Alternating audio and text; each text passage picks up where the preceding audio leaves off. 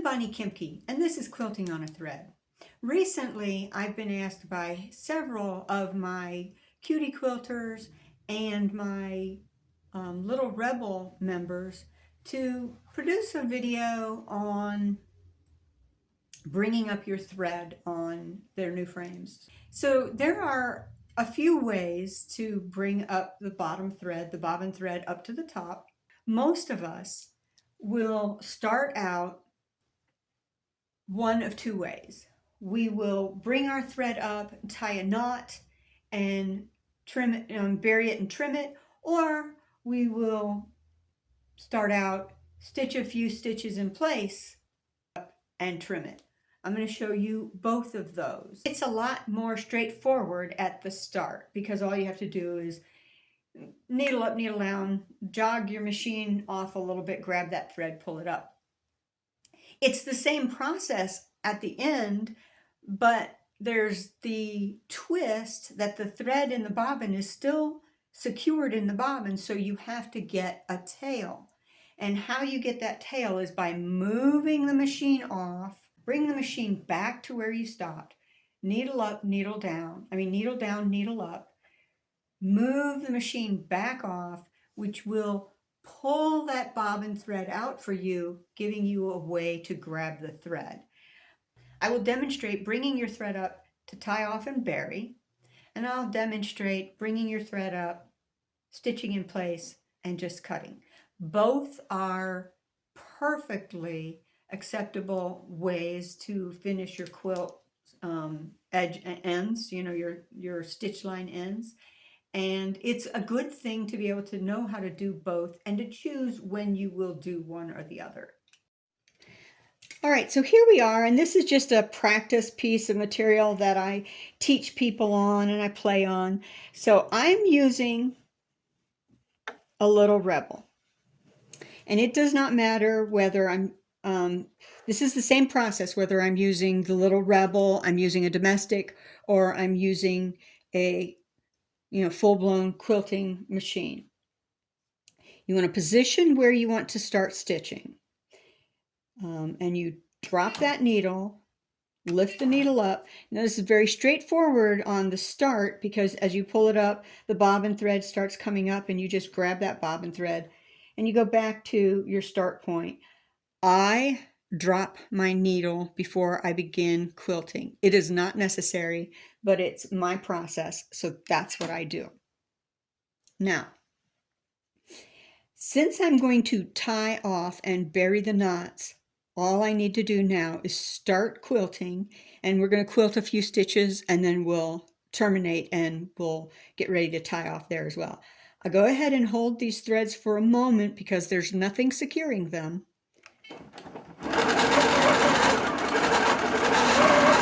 Get to a point where I want to tie off, start stitching, I drop my needle. It's not necessary. So let's not drop the needle. You saw my hand move to drop the needle. We're not going to drop the needle. We're going to pull off. That's to get a tail of your top thread. You want to hold that then.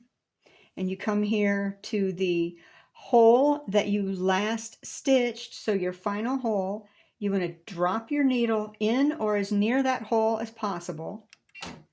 Lift your needle up. Now pull off, and as you pull off and you're holding that top thread, the bobbin thread comes up, and you can relax a little bit and grab that bobbin thread, pull them up until you have a sufficient tail for what you want.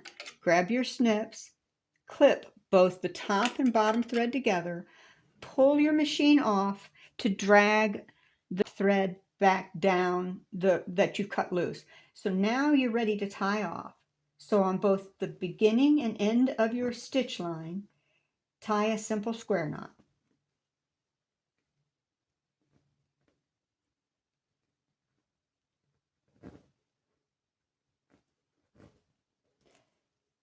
Now you want to take a needle. I prefer a self-threading needle because that way I'm not chasing the ends to thread it. Get the tails into the eye of your self-threading needle. I'm at the start of my stitch line, so I want to go into that first hole that my needle made, and I want to get that needle down into that hole through the batting. I want to try and stay in the middle of the batting. I want to avoid going through the backing. Then I want to bring that needle back up through the top, pull it. Now you have your threads out. Now give this a tug, and that's going to bury the knot. Oftentimes you'll hear a little bit of a thunk, and that'll bury the knot. Then you take your snips, snip that thread off. Don't lose track of your needle. We're going to come over here, and we have those. So grab that needle back again. Feed the tails through the eye of the needle. Find the final hole and do the same thing. Go through it, through the batting, and then back up the top. Do not go down into the backing of your work. Pull the thread forward. Bury that knot with a nice sharp tug. Grab those snips. Snip that off. Now you finish that off, and it's pretty simple.